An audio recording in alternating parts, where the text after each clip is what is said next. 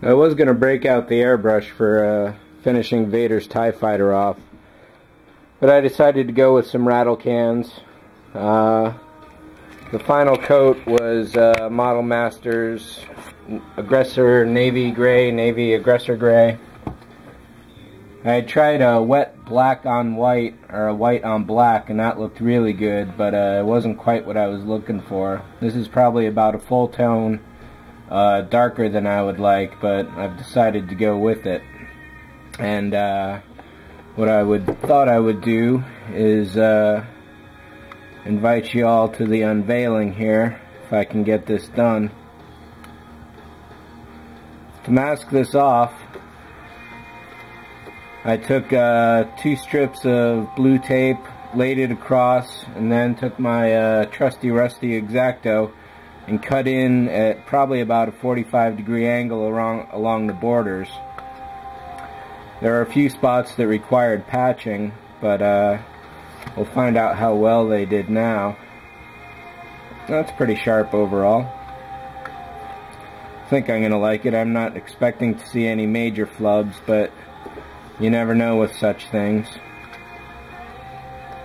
I was kind of bitching and whining about having to mask all this off, but once I actually did it, probably took 20 minutes total for both wings, I think.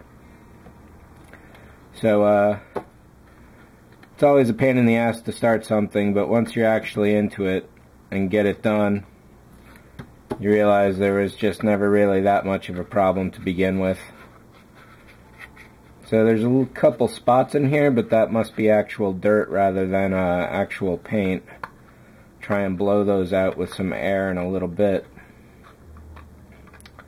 Pulling this loose is definitely a little trickier than I thought, but I guess that's a good thing, because if it wasn't down so tight, the paint would have easily gotten under the edges. One other step I did when I was doing this is I laid the tape down, and I took my thumbnail and really creased it in several times to try and get as good a contact as possible.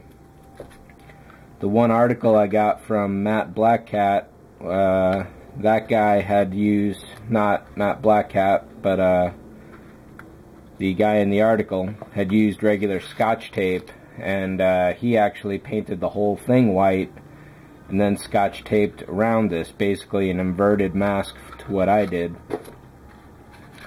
And that just seems like a total pain. I don't think I really would have wanted to have done it that way.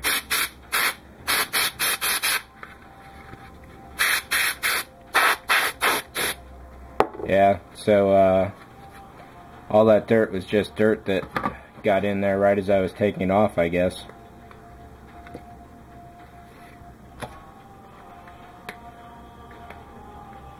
So I'm definitely psyched to get this done. This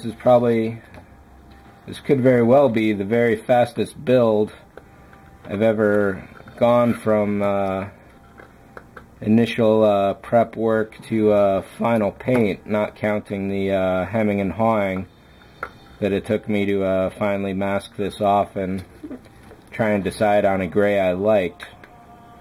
So I really wanted to match the screen gray, which is much lighter white. But I think with a lot of lights on this, so there's a little tiny bit of over edge right there. That's the first spot out of any of them. I suppose this could be called a flub right there, perhaps. So that's 2 out of 15 panels so far. That's a pretty good ratio, I think. But yeah, lighter gray would have been definitely the preference for this, but as with most of my models, when I get towards the end, I just want to call them done, and I think overall this came out pretty satisfactory. I'm liking it so far. I'm definitely happy about the way these panels masked. I may have had as many as 2 of these as a kid, but probably more likely just 1, and I definitely did not do as fine a job on it as I have just done on this. That is certain. Because I would have just taken a hand brush and tried to do all this black. Now for the piece de resistance.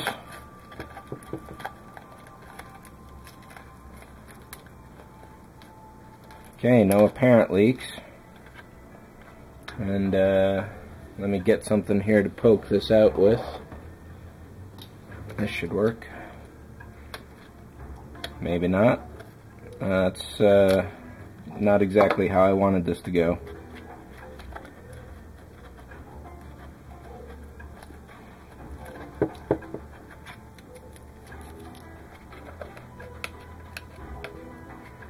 So my one piece of advice, if you do any taping on the inside of a model that you're going to pull out later, put a little loop in the tape like this so you can pull it out nice and easy. I must have done these flat to the inside so there's nothing to grip onto. That was a mistake I made on the Galileo model I had just finished as well. And pulling that off ruined parts of the paint job by pulling a bit of the exterior paint with it. Alright, so that's going to take a little bit of work. I won't bore you with the details on that. But let's see how this looks together. I'm still debating whether I'll glue the wings on. The magnets are good enough, but since I had to glue the entire rest of the body, I may just do the wings as well. So you can probably see that this panel came out distinctly lighter, which is good and bad. I was debating doing multiple toned panels, but I wasn't sure how well I was going to pull that off. But maybe that could work. This is the tone that I had with the blend of the black and gray wet on each other. And it's definitely a nice one. I thought it would be too light if I went for a dual tone with it, but it's looking like it won't be after all. So perhaps down the road in the future I will do a two-tone job on this, but it won't be happening now. I'm just psyched to finally call this done. Well, let's get these other parts here, so we can actually call this assembled.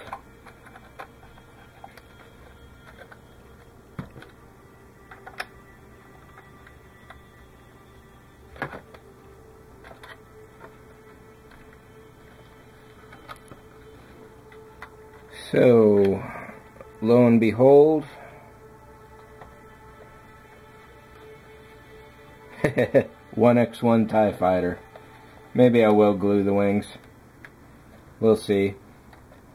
But I'll do a final review in front of the green screen. It'll be on its stand, and we'll go from there. So thanks for watching. Hope you enjoyed this one, and I'll catch you all on the next build.